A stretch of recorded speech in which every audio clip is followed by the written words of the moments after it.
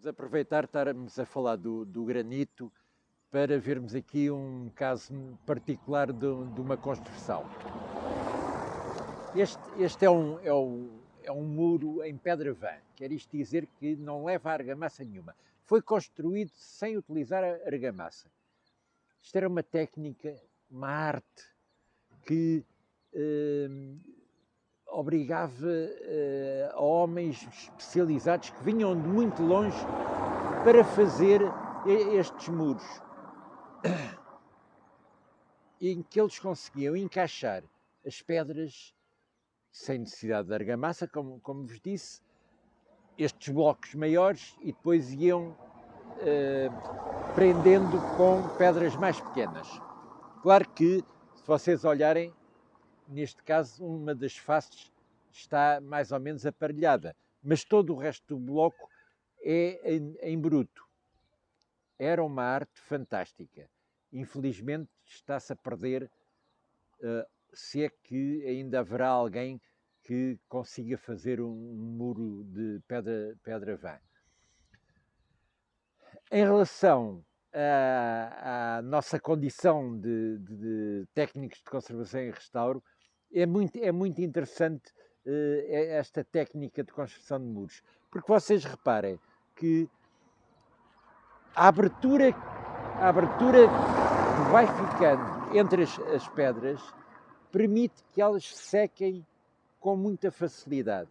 E essa secagem é, sem dúvida nenhuma, um dos fatores de preservação do granito. Quanto menos úmida tiver, melhor. Circunstância que não vai ocorrer noutros casos que nós vamos ver já de seguida.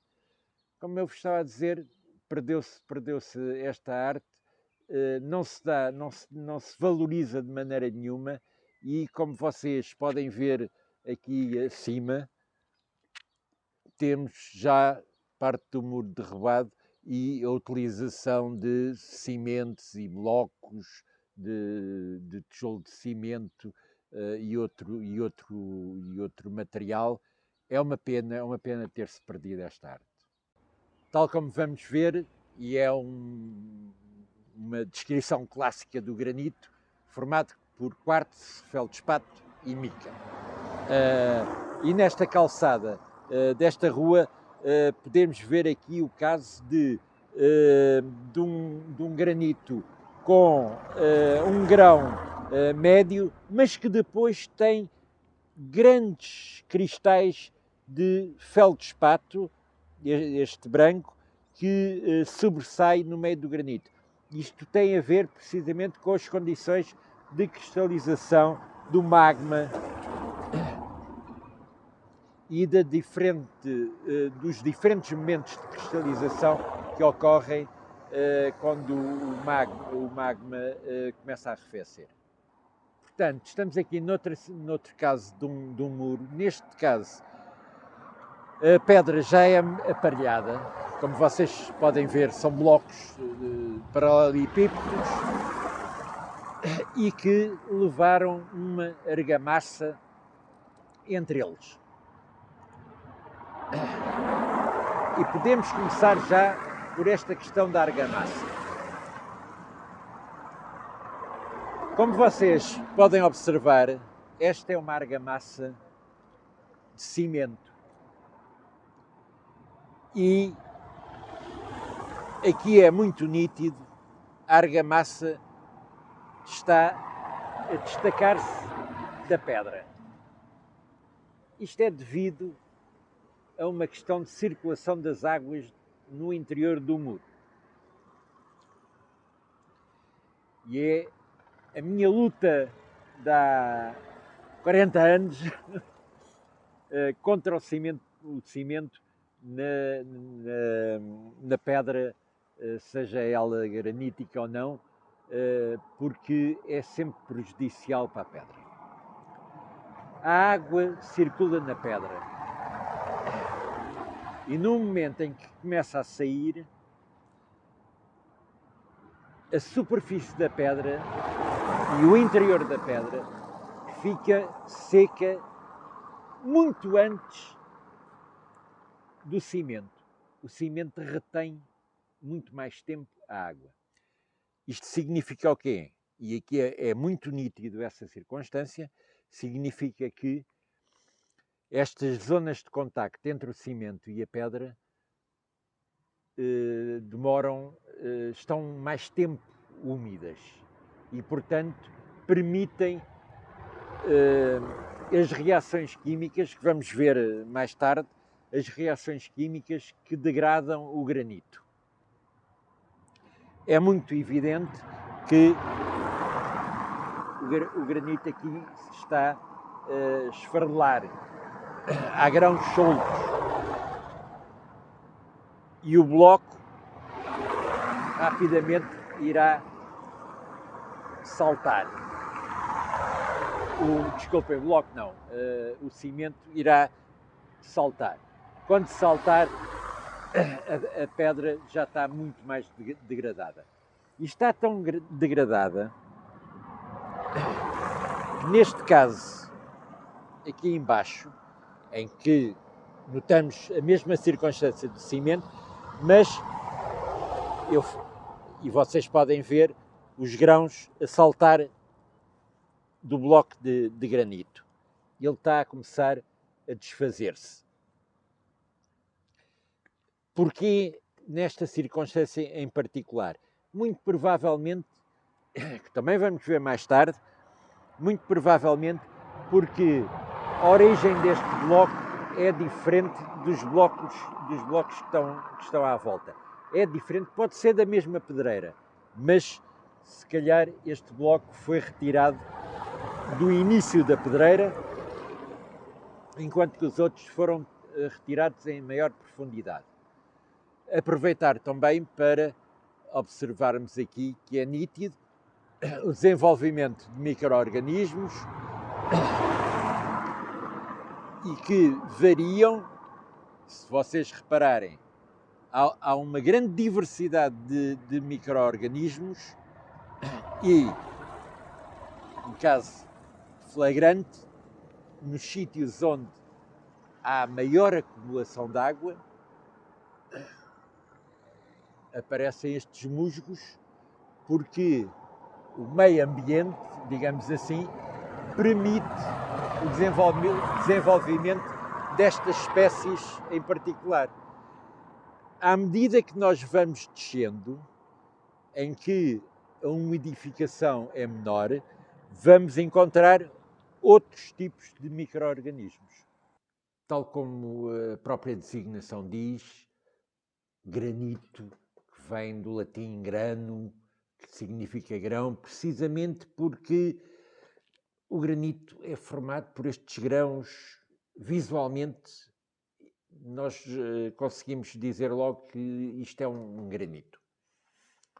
Ora bem, o granito é uma pedra magmática, portanto forma-se a quilómetros de profundidade e tem centenas de milhões de anos.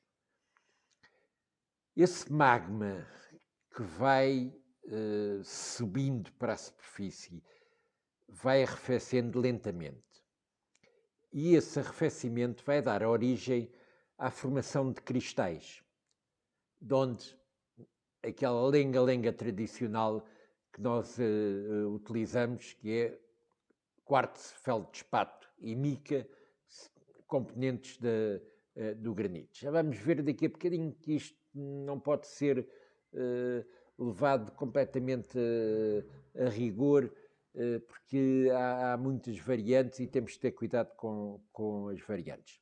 Como eu estava a dizer, esse magma que vai arrefecendo e formando os cristais, e vocês reparem, cada um destes componentes forma os cristais a temperaturas diferentes, de onde eles não se formam todos ao mesmo tempo. Isto é um longo percurso que o granito vai fazendo, criando os cristais. Estas pressões que vão existindo, estas flutuações que os cristais vão tendo, têm como resultado a formação de fissuras microscópicas entre os vários grãos. E a massa granítica vai-se elevando e a determinada altura encontra massas de pedras já formadas, que vão exercer igualmente uma pressão muito grande sobre essa massa granítica. E, novamente, este combate entre a massa granítica e as massas pétreas já existentes vai formar novamente microfissuras na constituição do granito. Isto vai ser muito importante para nós, para depois entendermos todo o processo de degradação do granito. Para vocês perceberem que os grãos que formam o granito, os cristais que formam o granito, acabam por ter pequenos espaços vazios entre eles. E esses espaços vazios vão servir para alteração do granito. Além disso, quando o granito chega à superfície, seja porque a massa granítica atingiu a crosta terrestre, seja por desgaste do terreno que expôs a massa granítica, a partir desse momento, a partir do momento em que a massa granítica ficou na superfície, vai sofrer o ataque, entre aspas, das condições atmosféricas onde está situado. E essas condições atmosféricas vão provocar uma nova degradação do granito. Reparem que nas pedreiras, quem está a trabalhar nas pedreiras sabe que o granito que está mais à superfície apresenta características de resistência muito menores do que aquele granito que está a muitos metros de profundidade. E tem como resultado uma classificação do granito diferenciada. É muito engraçado. Vamos aqui, este pedaço de granito que eu obtive ali numa empresa de corte de pedra. É um granito de grão médio e muito característico, porque nós vemos com muita facilidade este branco do feldspato, estes cristalzinhos brilhantes de quartzo e este brilho da mica, que também, mas já lá vamos, mas que também tem aqui moscovite, que é uma mica. Quando eu passo a mão, eu sinto que fico com uma ligeiríssima poeira sobre a pele. É muito ligeira, mas sente-se. Ora, o que é que está a acontecer? Está a acontecer que o granito está a sofrer uma alteração intrínseca neste caso, que o vai transformar noutros minerais. Portanto, a água que vai atingindo a massa granítica infiltra-se nessas fissuras de que temos estado a falar. E o que é que acontece? Dá-se um processo químico, uma hidrólise, entre os cristais e essa água circulante. Quer o quartzo, quer o feldspato, quer a mica, são silicatos. E vão ter o tal processo químico com a água, dando origem, curiosamente, a dois minerais que são também silicatos, que é o caso das argilas, nomeadamente do caolino, mas também pode surgir a formação de gesso. Porquê é que isto é importante? Reparem que quer dizer que nós, internamente no granito, estamos a ter um processo de deterioração dos principais cristais, que dão origem a dois minerais que são, na verdade, facilmente diluídos pela água. E isto explica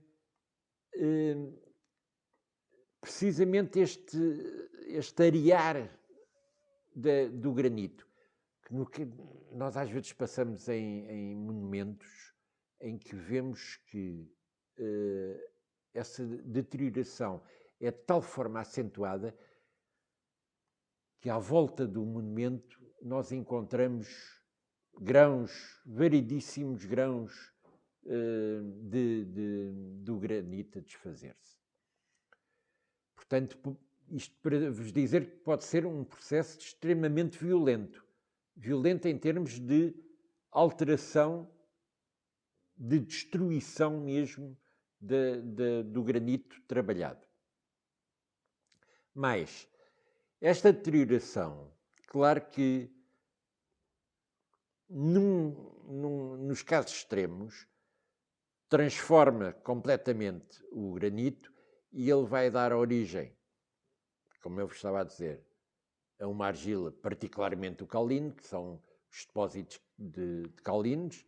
Aqui ao pé das oficinas nós tivemos durante muito tempo um monte caolino de onde que era extraído para a produção de cerâmica, claro, e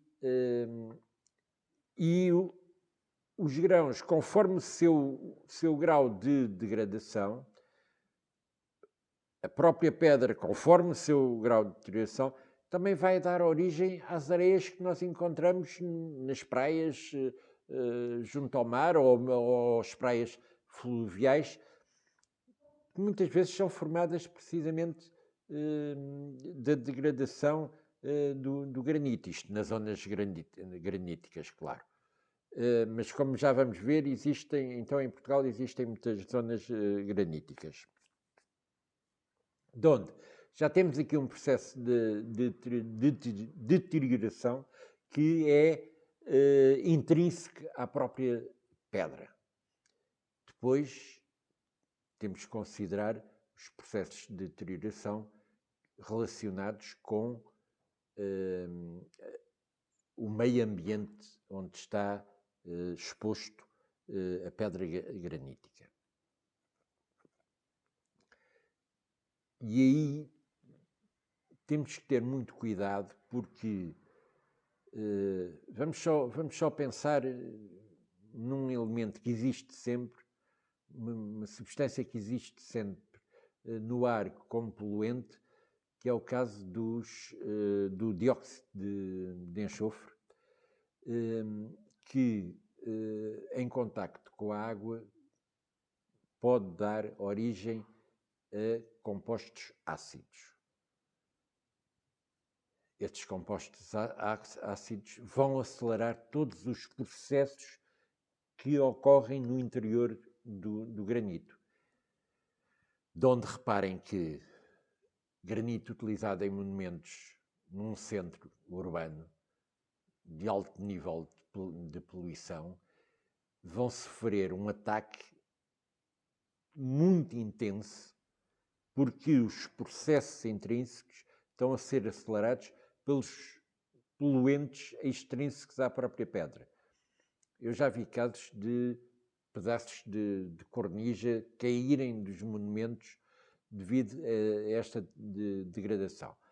Se vocês forem para um monumento que seja numa pequena povoação do interior, é natural que este processo não ocorra, precisamente porque o nível de poluição é muito, muito menor. Mas atenção a uma coisa. Nós já falámos no princípio. Os granitos variam a dimensão dos cristais, de onde nós podemos ter cristais muito grandes, uns cristais médios, ou uns cristais tão pequenos que muitas vezes ao longe nós nem nos apercebemos que existe ali cristais. Isto tem a ver com as características da formação.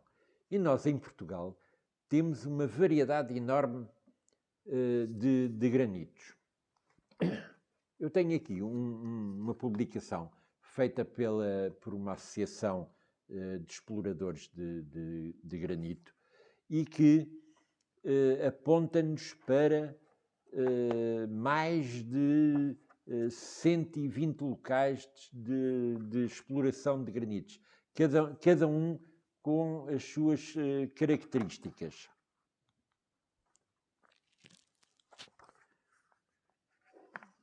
O famoso granito rosa.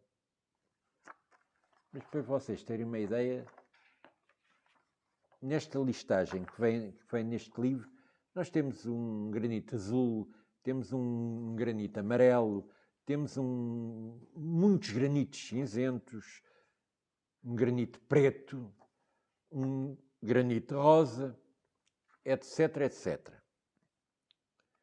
Esta coloração dos granitos é devido ou à própria constituição, quer isto dizer que o quartzo, o feldspato e a mica podem ter colorações diferentes, eles próprios. O caso mais flagrante é o caso da mica, em que temos a biotite e a moscovita. A moscovita é castanha escura ou preta, a biotite é muito clara. O feldspato pode ter colorações muito diferentes e, portanto, os próprios constituintes principais do granito podem imediatamente dar a cor. Mas, atenção, por isso eu tenho sublinhado esta questão, quartzo, feldspato e mica, mas há uma pequena percentagem, à volta de 1%, menos de 1%, de outros componentes que podem dar determinadas características ao granito. São outros minerais, nesta percentagem muito pequena, mas se calhar, mas por vezes esta percentagem muito pequena vai constituir o fator principal de coloração do granito.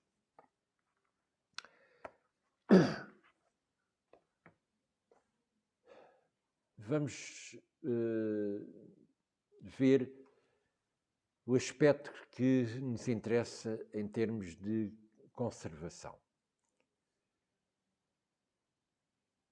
O primeiro aspecto, quando nós fazemos a abordagem da conservação do granito, é a limpeza das superfícies dos monumentos. Não se esqueçam que, por vezes, são áreas enormes.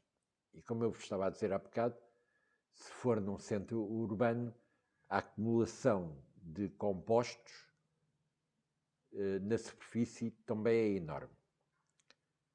Mais do que isso, à medida que o granito se vai degradando e vai tendo cada vez mais irregularidades na sua superfície, forma-se aqui um meio de fácil fixação de micro-organismos e, por vezes, até de macro-organismos, de plantas nos edifícios.